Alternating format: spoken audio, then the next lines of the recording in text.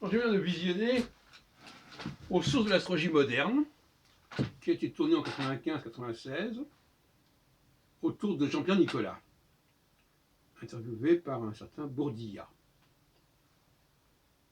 Alors, c'est tout à fait intéressant, en 40 minutes, je crois, Nicolas expose ses différentes trouvailles, et je voudrais porter un jugement sur tout ce discours.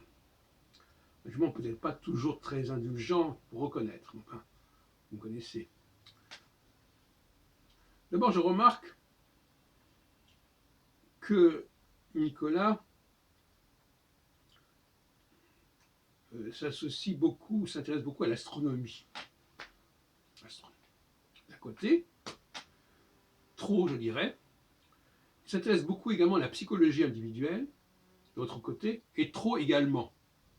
Ce sont les deux travers de Nicolas, qui semblent totalement opposés, mais finalement pas tant que ça, puisqu'on sait à quel point l'inflation astronomique encourage l'étude individuelle de la personne.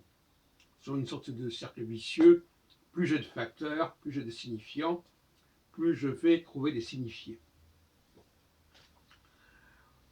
Et par conséquent, Jean-Pierre Nicolas nous propose des lectures du système solaire, dont on ne sait pas très bien si elles présentent un intérêt quelconque pour l'astrologie, mais qui sont peut-être intéressantes pour l'astronomie, qui sait.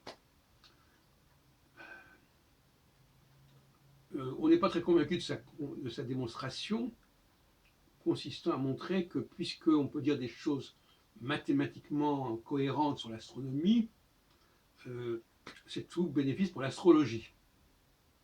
Pas sûr. Alors, je note des bizarreries tout de même structurellement que M. Bourdillat ne remarque pas.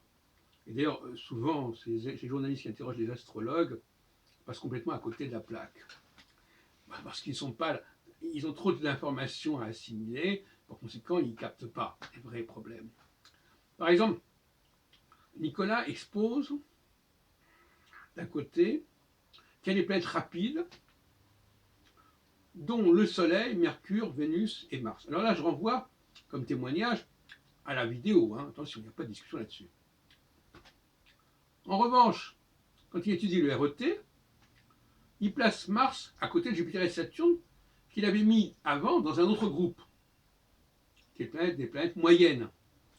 Alors donc Mars, de temps en temps, il est relégué vers le Soleil, Mercure et Vénus, et de temps en temps, il se retrouve aux côtés de Jupiter et Saturne. Et puis alors il y a les astéroïdes que Nicolas associe à un moment donné avec Jupiter et Saturne, puisque quand même les astéroïdes vont quand même plus rapide, plus lentement que Mars, donc c'est assimilé à des planètes plus lentes, moyennement lentes. Et puis à un autre moment, dans le RET, on ne parle plus du tout des astéroïdes.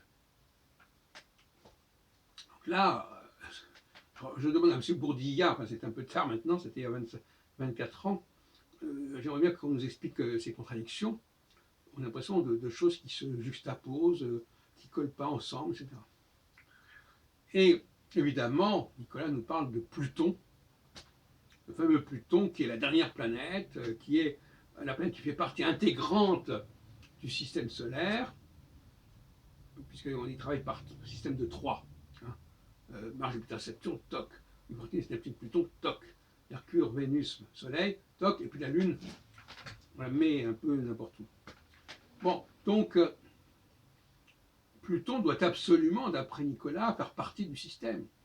Et malheureusement, une dizaine d'années après que Nicolas ait fait cette émission, eh bien, Pluton est évacué du système solaire, à tort ou à raison peut-être, mais enfin, c'est quand même un point un peu problématique.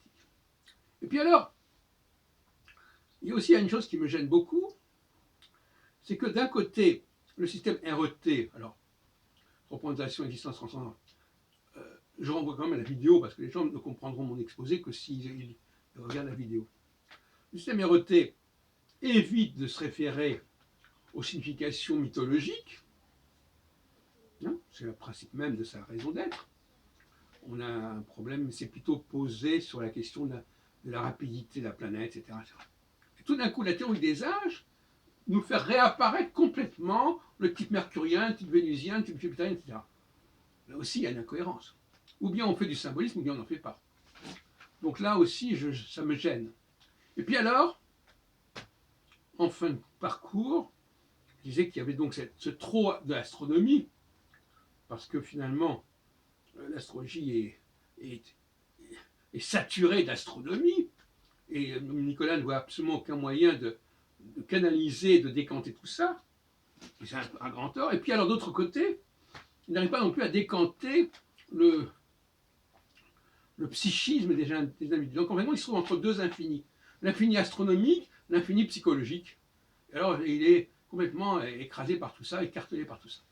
Et l'infini psychologique, et bien alors, effectivement, il passe des heures à nous expliquer pourquoi Jacques Chirac a ce thème-là, parce que c'est le thème qui est choisi dans ce ouvrage qui est aux origines de l'astrologie moderne, titre bien ronflant, à vrai dire.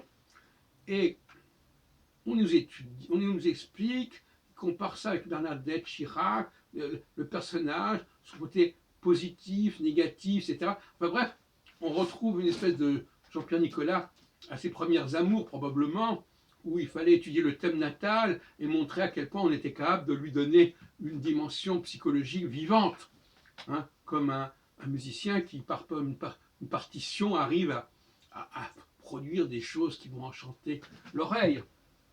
Et moi, en ce qui me concerne, je ne partage ni cette fascination pour l'étude psychologique de l'individu, ni cette fascination pour le cosmos dans sa globalité, dans sa totalité. Je pense que ce sont deux conceptions qui sont complètement à évacuer.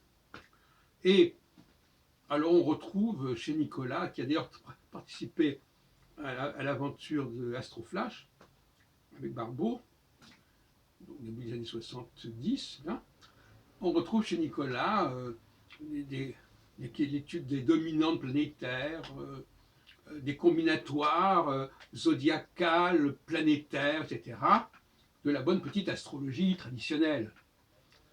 Voilà, je n'en dirai pas plus, mais très franchement,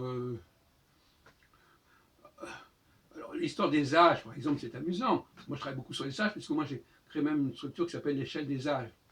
Mais pour Nicolas, l'échelle des âges, c'est chaque planète qui va donner une certaine durée à l'âge, donc chaque âge va avoir une durée différente, alors que pour moi, donc on va avoir des cycles de durée différentes, alors que pour moi, au contraire, c'est Saturne qui est la planète centrale, et les différentes phases par lesquelles un individu passe sont des phases de 7 ans en 7 ans.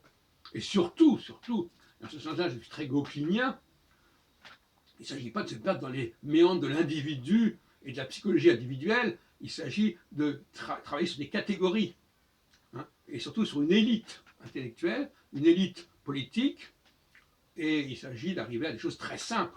Donc l'astrologie de Nicolas, elle est finalement extrêmement alambiquée, extrêmement compliquée.